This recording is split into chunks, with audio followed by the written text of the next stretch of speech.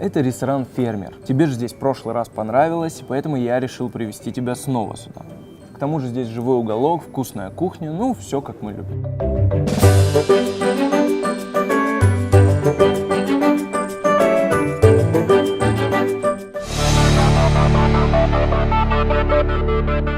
И прошу тебя максимально сосредоточиться и обратить внимание на то, что я тебе сейчас скажу. Очень серьезный концерт пройдет в Национальном гостеатре оперы и балета 6 февраля.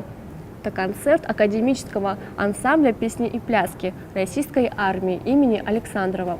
Сегодня в арт-клубе Infinity раз тот день, день Боба Марли. Будут показывать фильм с его участием и будет звучать его музыка. Тёма, что у нас в кино? Да, в кино. Помимо долгожданной премьеры «Левиафана» будет такой фильм, как «Восхождение Юпитер». Это боевик с Чаннингом Татумом в главной роли. И «Игра в имитацию». Очень интересный детективный триллер. Это война. Нам ее не выиграть. Если вы скажете хоть слово о том, что здесь услышите, вас обвинят в государственной измене. Это величайшая шифровальная машина в истории. Немцы используют ее для передачи своих сообщений. У вас есть 6 минут, чтобы выполнить задание. Это вообще реально? У меня ушло 8. 5 минут 34 секунды. Вы просили успеть за 6. Так в чем наша задача? Взломать нацистский шифр и выиграть войну. Хоть одно сообщение вам удалось расшифровать? Мой дешифратор работает. Рано или поздно ты ошибешься. Что если Джоан меня не привлекает? Это противозаконно.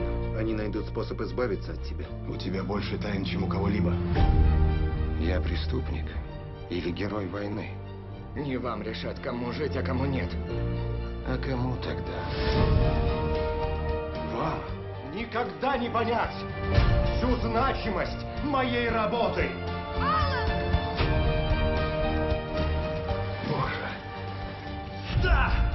Иногда совершенно обычные люди создают нечто такое, что потрясает воображение.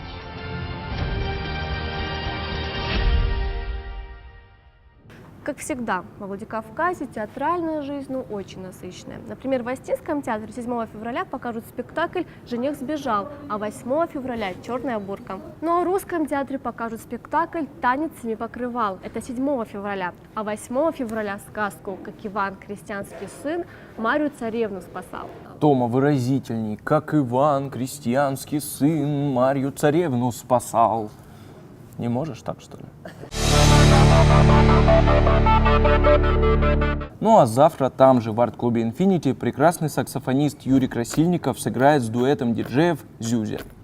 А еще узнал, что во Дворце молодежи 11 февраля пройдет Евроцирк. О, ты смотри, санкции им нипочем. Нипочем. Интересно же, давай Надо посмотрим. пойти. Ну и в ночной жизни. Сегодня большой праздник. В ночной жизни всегда большой праздник. Ну Да, что Тома. там у тебя? День бармена, Тома. В клубе 49 и в Пушкинском баре пройдут грандиозные вечеринки в честь этого великого праздника. Но в музее имени Туганова открылась церковная выставка «Безмолвная проповедь». Сегодня у нас в гостях народный артист Северной Осетии, замечательный актер театра и кино Вадим Цалатия. Вадим, здравствуй. Привет, привет. Привет, Вадим. Мы не могли не воспользоваться твоим приездом в Осетию. Расскажи, по какой причине ты здесь? Ну, я здесь ненадолго, на несколько дней прилетел по замечательному поводу. Сестра выходила замуж и прилетел на свадьбу. Ваша смекалка меня подкупила. Я сделал некую такую галочку для себя о вас, о вашей программе, потому что это большая редкость, когда кто-то узнает, что, допустим, я или такой же представитель Осетии, который за пределами республики работает, и к нам появляется здесь, чтобы тут же набрали, хотели взять интервью там, с телевидения там, или журнала какого-то. Это большая редкость. Обычно это так. В Москве это так, но здесь это не так.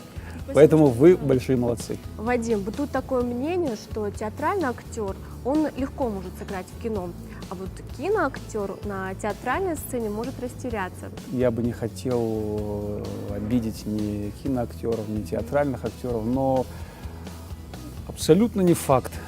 Замечательный театральный актер, что он будет очень здорово работать в кино, это, скорее всего, это не так. Это зависит от чутья.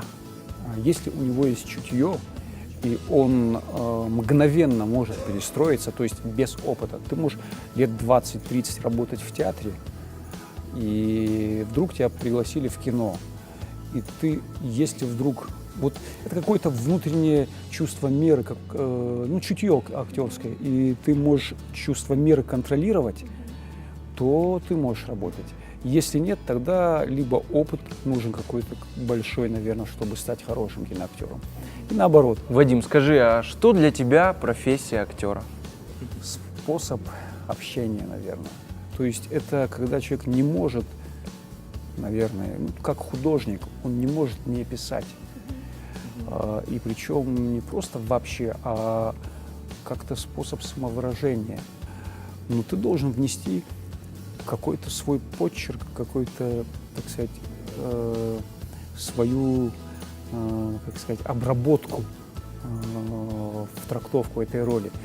Тогда и тебе это необходимо, то есть ты без этого не можешь. То есть ты не просто как технарь, вот ты выучил текст и рассказал, а именно твое видение, твоя трактовка вот такая. А вот на съемочной площадке меня лично всегда интересовал этот вопрос. Актер, он имеет право голоса, то есть он влияет как-то на съемочный процесс, или он полностью под властью режиссера? На самом деле очень интересный вопрос.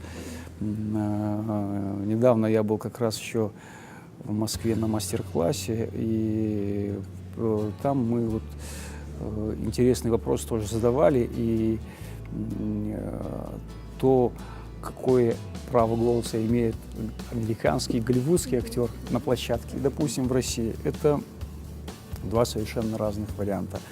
Конечно же, все зависит от проекта, от режиссера. Есть, допустим, вот в «Интернах» там нельзя было отклоняться. То есть текст четкий, и шаг вправо, шаг влево, расстрел. То есть он так хороший был текст, он был потрясающий, живой. И там, то есть, следили, и если ты что-то не то сказал, там что-то добавил, могло быть такое, допускается, но это должно быть в кассу. То есть, если это, ну так, ничего не дает, тогда лучше убрать.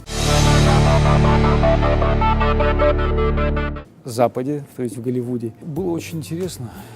Почему? Потому что в последнее время, до этого у меня тоже ходил другой проект, тоже комедия, но здесь там не было возрастных ограничений. Сашка Деревянко, и Паша Деревянко и Рева Саши. Вот мы втроем там играли, мне было это очень интересно. То есть это совершенно другая аудитория. Зрители, которые приходят в кинотеатр, это совершенно другая, нежели они отличаются от зрительской аудитории у экранов. Да, и здесь, в этом проекте «Что творят мужчины», мне было интересно, во-первых, сниматься, потому что это гротеск, это совершенно другая форма существования, другой стиль. Снимались там и друзья мои,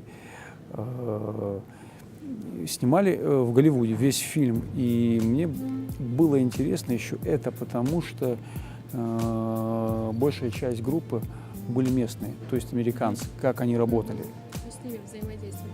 Да, естественно, и это было очень поучительно, и второй режиссер тоже был американец, и это было очень, ну как сказать, для меня это было ново и поучительно. Памела Андерсон, когда я приехал, я помню тоже, то есть как она, все очень регламентировано, то есть знали, во сколько приедет, столько-то времени на грим, через столько-то она выходит, и она точь-в-точь выходит, да, знает текст, то есть это, Это заслуживает уважения, конечно, да. А вот если перейти от Голливуда к кинематографу в Северной Осетии, ты вообще следишь за ним? Вот, например, 2014 год у нас был очень богат на кинопремьеры. У нас в афише Каждую один за неделю. другим, да, были актеры и театралы. Ну, как ты считаешь, кино в Северной Осетии, оно возрождается или развивается как-то? И что его ждет? Есть много молодых ребят, которые, конечно же, болеют этим делом, хотели бы снимать. Мне очень много пишут тоже, там, спрашивают совета. Ну, с кино у нас, конечно, сложнее в Осетии. С театром, да, более-менее, да, много театров у нас. Понимаете, вот это такая вещь, чтобы заниматься кино, на самом деле, как вот на каком-то хотя бы серьезном уровне, нужны определенные знания. Помимо знаний, нужны деньги. Недостаточно, наверное, все-таки закончить местный вуз и сниматься полноценно в кино. Вадим, перейдем к пожеланиям. Ты для многих являешься примером для подражания. А можешь что-нибудь пожелать нашим телезрителям, которые хотят чего-то достичь у нас в республике? У нас сейчас происходит, кстати, очень большой отток молодых людей за пределы Северной Осетии.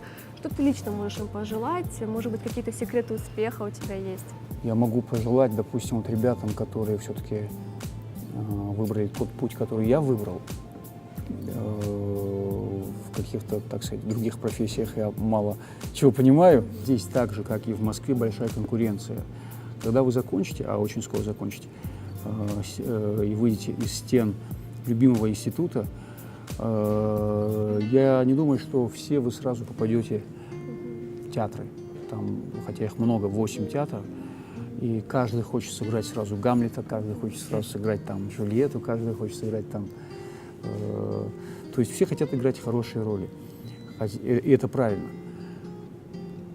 Это случается не всегда сразу. И это не повод, если вы сразу не попали в театр, это не повод расстраиваться и огорчаться. Очень важно проявить свой характер сейчас. Вот когда... Вообще характер надо и в институте проявлять, особенно за пределами уже. И никогда не сдаваться, не отчаиваться. Если бы у тебя была возможность встретиться с любым человеком, когда-либо жившим на Земле, с кем бы ты встретился и что бы ты у него спросил? С отцом, да. С отцом бы я встретился, конечно. И он мало что видел из моих работ, но видел мои какие-то первые проекты. Я бы спросил, как тебе мои работы? Я думаю, он посмотрел и дал бы очень трезвую оценку. Вадим, спасибо за замечательную беседу. Было очень интересно и приятно. Мы надеемся, что в следующий раз, очень скоро, мы с тобой встретимся, уже поговорим о твоем новом проекте. Спасибо. Спасибо. Спасибо.